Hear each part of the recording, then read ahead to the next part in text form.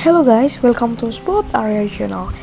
Now I will give you tutorial how to turn off your last seen from your contact on WhatsApp. And before that, I wanna ask you, how are you guys? Don't miss any of our videos. Don't forget to like, share, and subscribe to this channel. And let's go to the started. First, you can go the WhatsApp application here. And then I click three dots in the upper. After that, you can click settings and click on account. Next, click the privacy and click last seen. Here, I need three options to you.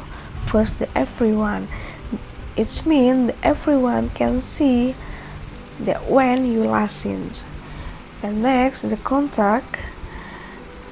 It means only your contact can see your last seen. And the last is nobody.